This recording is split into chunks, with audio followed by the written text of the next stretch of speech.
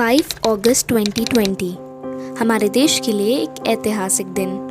500 साल पहले छिड़ा राजनीतिक, ऐतिहासिक, a socio-religious debate.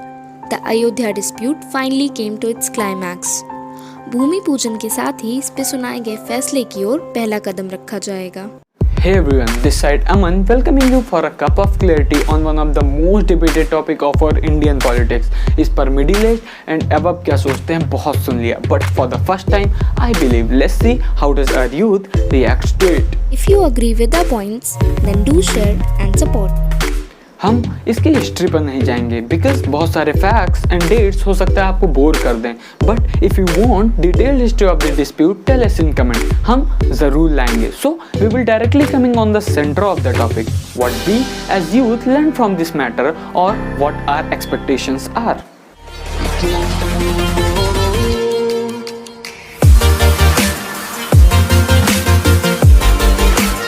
Okay, fine. We are all happy to see कि we got rid of the dispute. But wait, ये जो we शब्द बोला, who is this we? इस we में कितना परसेंटेज हमारे यूथ का है एंड हमारे यूथ के लिए ये मैटर कितना सिग्निफिकेंस रखता है? So after conducting a short survey, what we found was हमारा यूथ इस मैटर पे चुप था। More than 60% of the people इस पे कोई व्यू नहीं रखते, not even a single word.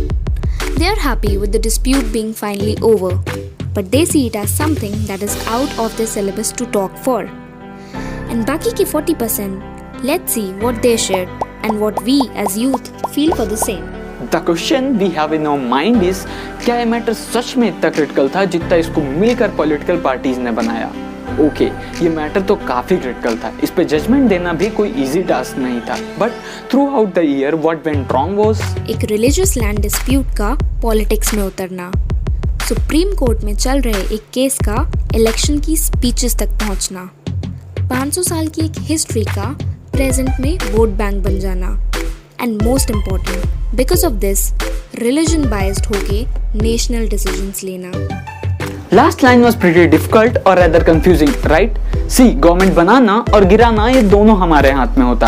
We have the power of voting, but हम इन पावर्स का यूज किन पॉइंट्स के लिए कर रहे हैं, दैट मैटर्स द मोस्ट। अब तक we have seen in numerous cases जहां रिलीजन वाज सिग्निफिकेंट, वो डिसाइड कर रहा कि गवर्नमेंट किसकी बनेगी, हमारे देश को लीड कौन करेगा और उसके प्रोमिनेंट डिसीजंस कौन लेगा। बट इन प्रोमिनेंट डिसीजंस का डोमेन क्या सिर्फ रिलीजन होता?